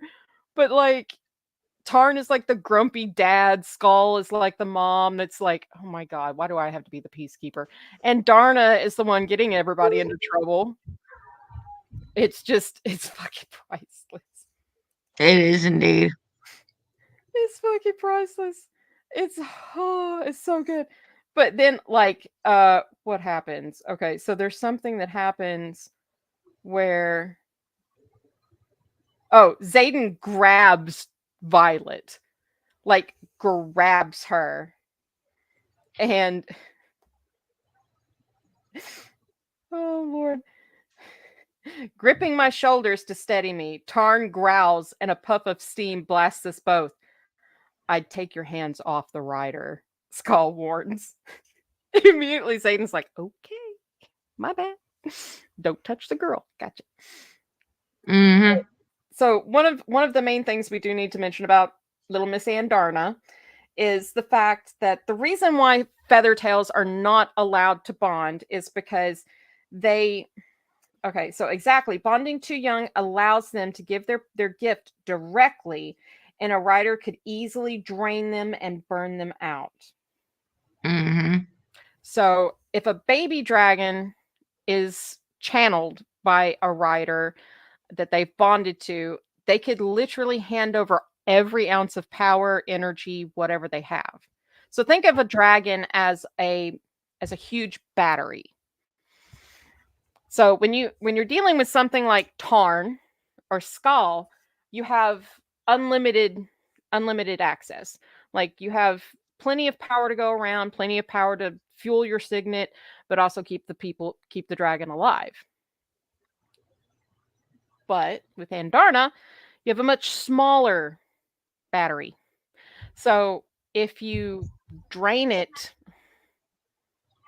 what happens to the battery? process of elimination. But Burnout. yeah, so basically she's able to use Andarna's gift, which is freezing time, which not for nothing, but we know these dragons have these powers on their own. Okay, so these powers belong to the dragons. So explain to me why the literal fuck this baby dragon who has the power to freeze time didn't use that when the three fuckers were coming after her. Yeah, for real. A little bit. Like she even looks at Andarna at one point and goes, "Do you even have teeth?" Because she's just like all paws and she's like, "I'm shiny." It's and Andarna reminds me of like Toothless before like he, became better than just like a floppy dragon. Like he's just very much just like a happy puppy. And Darna's like a happy puppy. She's like, I'm out of the veil. I'm getting to experience all this stuff. I'm getting to learn things. I get to hang out with Tarn. It's awesome. Meanwhile, Tarn's like, oh my No God, claws, no for teeth. the rest of my natural life. The rest of my fucking natural life. Are you kidding me? JL put it very, very aptly, where it was like this dragon was like, I, I, I can't deal with this shit. I can't. I give no fucks. Like I can't take no. What is that? What is the thing? What is the line from like fucking Oh God, Murtaugh. I'm trying to remember. It's a fucking Mel Gibson movie. Riggs and Murtaugh. I cannot remember what. I'm too old for this shit. There it is. It took me a minute because I'm old. Yep, that's perfect. But yeah, like that's generally Tarn's outlook on everything. I'm too old for this shit. Mm-hmm. Meanwhile, Skull is sitting there just like, you think you got your hands full? You want to give me you want to take him? You want to take him for one day. Take him for one day. Do you have any See idea if what it's he's like bad. trying to keep him from fucking up? Like I look at like it's very apt. And when you take into reference why I think the dragons are as they are, Xaden is paired with a female dragon who is very much like a mother figure. Xaden doesn't have a family. He doesn't have a father. He doesn't have a mother. So, for all intents and purposes, I think probably what that is telling us is that Xaden wasn't like his dad. He didn't think like his dad. He was more like his mom. Whereas Violet is more like her dad, where that's why Tarn is the one that was paired with her. Tarn is that fatherly protective figure that that she needs. And Darna fits in the middle or fits into the whole thing because Violet's never felt like she's had anybody that was on the same level as her. Now, I know it sounds wrong to say that Violet's on the same level as a baby dragon, but they're learning together. They're learning together. And for all intents and purposes, her family has kind of abandoned her. Violet's on her own. And Darna's family was killed before she got any older. So Tarn and Skull took her in. Now she's got Violet. Violet is going to grow with her and learn with her. And that's a deeper bond than she'll probably have with Tarn because it's growth instead of just establishing a bond at a certain set age. That'll be something interesting to see develop.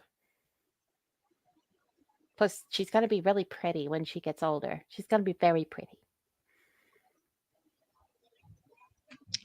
But I am curious to see exactly what she ends up being because we all know that she's just a baby.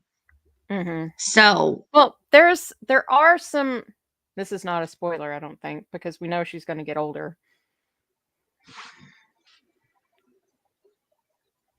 And there's quite a bit of, once you guys get to the last page, I need to know. I like people I've seen people fucking crying and stuff. Like I know it's going to be bad. I know it's going to be bad.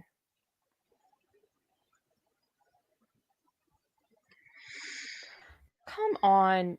My phone has been a bit of a dick today because apparently there's an outage where I live. So you'll have to go look it up yourselves. Go What check was out it you were all of looking it. up?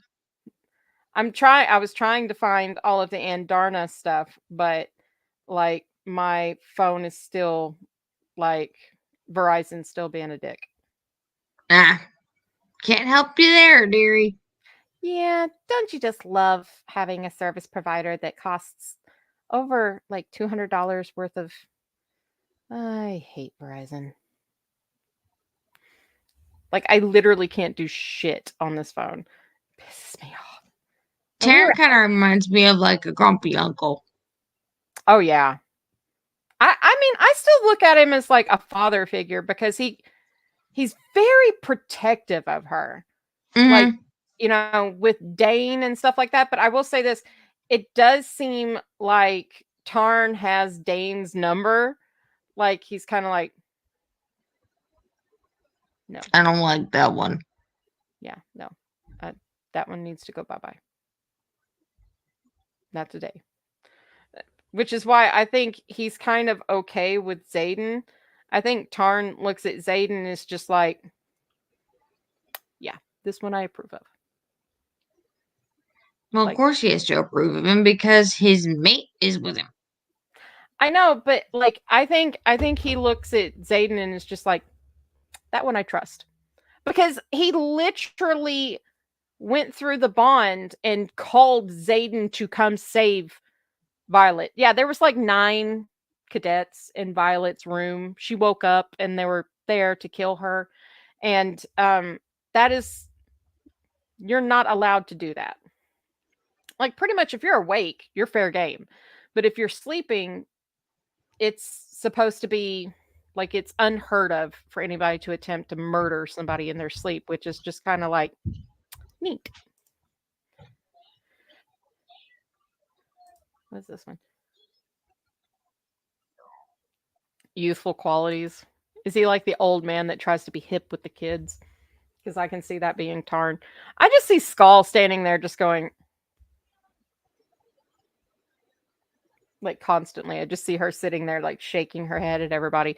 Like it's going to be funny the first time to see like Xaden and Violet get into a really big like back and forth fight because you know it's not going to be just them hearing it.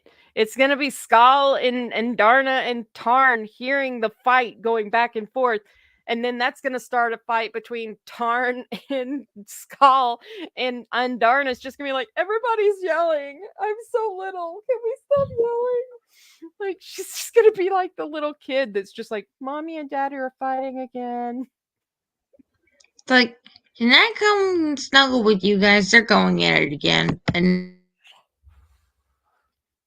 like, why do they have to fight, guys? Like, why can't we just all love each other? Like, you know, like you're coming. It's coming from a good place, but still, like, why do we have to do this? But I took so many notes while I was going through this, and I'm still not done. I'm going through this like tabbing everything, but like there are so many. There's so many interesting things about the land itself that like we may have to touch on whenever we come back for chapters 20 through 39. I don't know. How do you feel about that? Do you want to kind of touch on the geography of stuff, or do you want to wait until next time? Because we're almost. let's cover it. Let's cover it next time. Let's definitely cover it next go around. We're trying to keep our streams at like an hour and a half, which has not seemed to work out very well because we all take side quests. Yeah, that's the ADHD side quest brain. Squirrel. We're all squirrel. Waiting till you read who was behind that. No, no, no. I love you, Michaela, but I am deleting that. No, no spoilers. No spoilers.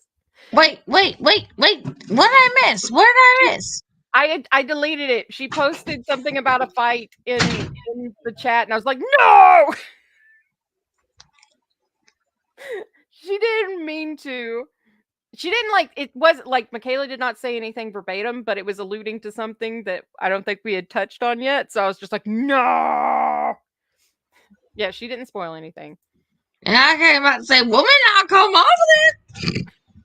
See, me personally, I don't like normally I don't really give a shit about spoilers, but because I have ADHD brain, I fucking forget everything. But JL is just like, don't you fucking spoil something for me. Like, Guilty as sin. Guilty as sin. I forgive me, Father, for I have sinned. I absolutely detest getting things spoiled for me, and unfortunately, that's one thing I cannot avoid with being on TikTok. So to wrap up here, I like my general impressions of chapters 1 through 19 is they're very well written. It has, like JL said, very good pacing. The details they're really nice. Like you get information about the dragon, you get information about the country, about the the system that they have to go through to learn and achieve and survive. But it's not ever. It doesn't feel like an information dump. It's something that you gradually go through. And like that little tidbit where you get the information about like Violet's mom not being behind all of the stuff. So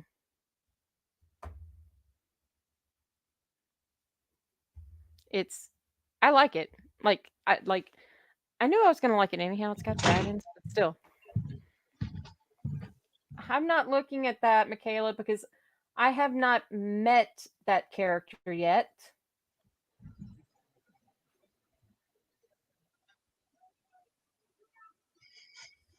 So I'm just gonna scroll down. Oh God. Okay. So what are your to wrap up, what are your general feelings about the chapters?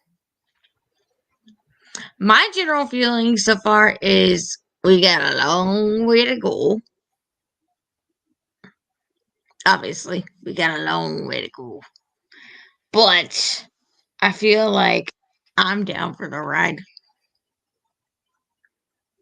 It's definitely going to be an incredible book. I think it's going to like the detailing and the story, the plot lines and everything. They're like it's really good. I can see why everybody was like so hyped on it, which is refreshing because I've read a couple of books or looked at a couple of books that were really hyped up and I was just like, really? This? What's the big deal? What's the big deal with this? I'm honestly glad that I waited as long as I have to read it and not read it while it was still in the big hype of it all. Yeah. Because, have breathing room. yeah. Because then it's like I can experience it without feeling like that's nonstop, like all up in my face. Mm-hmm. Like I can just have my own personal experience with it. It's nice to be able to take your time with the characters and actually get to know and enjoy all of them without feeling like you're crunched because you're like, have you heard that? Have you heard that? Have you seen that? And then also, like with trying to dodge every little tidbit or piece of artwork or something like that comes out during the hype point, it was almost fucking impossible. So like, yeah, it was really hard to like avoid not seeing stuff and being like, even with the filters on TikTok where you would get like matched up with characters from Fourth Man, it's like I don't even know who this person is. I'm guilty. I did the dragon one before I touched the book because I was just like, it's dragons. Can't help it. But it There's wasn't like dragons. specific dragons, it was the breeds of dragons, not like, Without really knowing exactly what book series they came from and any of the additional details. But now it's like, okay, this makes sense. Okay, now I'm understanding where those ones came from. And now I'm starting to see where XYZ fits into this. I'm just getting overwhelmed by the amount of tales that I have to keep track of. So many tales. So many dragon tales. But so one thing we need to need to mention before we go is on the 29th, we're going to be doing our very first TikTok live. So we are currently running a poll on the A Quart of Smut and Spice TikTok page. So as well as on the Instagram page too. Mm-hmm. I've posted it up there. Well, I mean, I've been directing everybody to the TikTok page from Instagram just because it'd be easier to keep them all in one spot. But I have had a few people like DM me at their vote or something, which is fine. Fine. But we have a poll going right now on the page, and it is to get you guys to pick which couple you want us to discuss. So we are going to, I've started calling it, like referring to it as like fated or mated. So we're going to kind of discuss the positive and the negative. So like, is this a positive? Is this a possible mating situation, or is this just like not at all fated for disaster? Yeah. So we have Lucian and Elaine. We have Elaine and Asriel. And we have Elaine and Tamlin. And one of the reasons why we're focusing so much on Elaine is because of the fact that SJM said that the next book was going to be heavily featuring Elaine in it. So, hence why we're focusing a lot more on Elaine and the pairings. Well, that, but also we've got another show coming up, another conspiracy theory show that we're going to touch on. And it is the theory.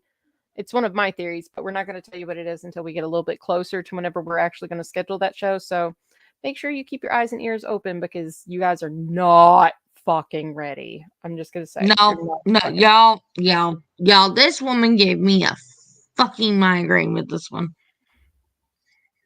But not in a bad way. No, not in a bad way, but yeah. She literally was just like, what?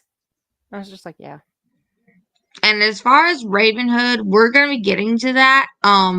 Just it's a matter of getting schedules, and also we're someone still has to finish book 3. I'm working on it. And I'm working on One Last Rainy Day. So someone's got 2 books to read.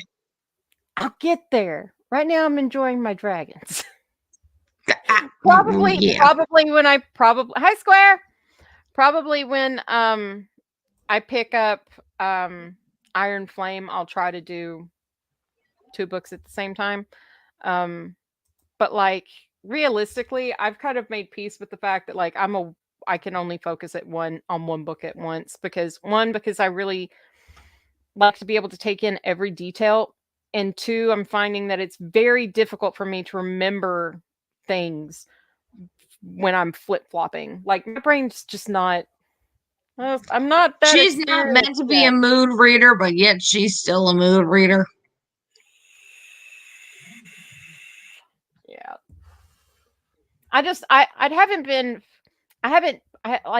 a newbie. Like this is only the 2nd year of me being in book talk and like doing book things. So like I'm like Andarna. I'm still a baby. I'm still learning. I'm just much less shiny. While I'm over here cranky ass Tarn, who's been a part of like the reading community since I was in middle school and everything like that. And I'm like, really? How do you not know about this? Oh wait. It's me. That's how. But so make sure you guys go and vote on the poll. Make sure you let us know which of those couples you would like to see us discuss. Make sure you we're going to get that scheduled on TikTok on the 28th. So after I get that logged in on the 28th on the page, you'll actually be able to click and get a reminder of when we are live. Make sure you're following us, because then you'll know as well. Please do make sure to like, follow, share, subscribe to the channel if you haven't.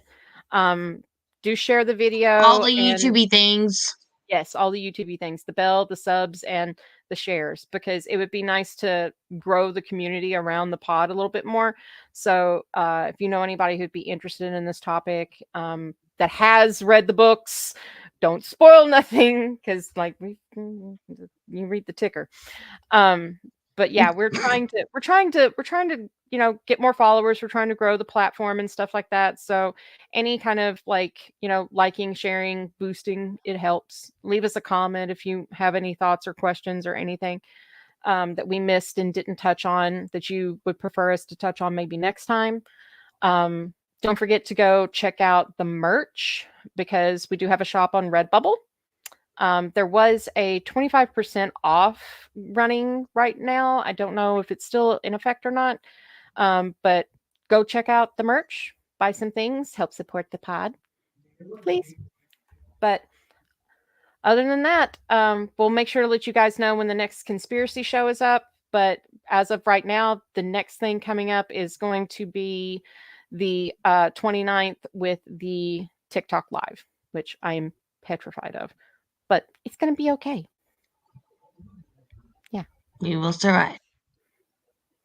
It'll be okay. Or so we hope. It'll be okay. Malik be with us. Cauldron boil me. But we'll see you guys next time. Thank you to Michaela and Square for coming and keeping us company and chit-chatting with us. I hope everybody had fun and enjoyed the show. And we'll see you guys next time.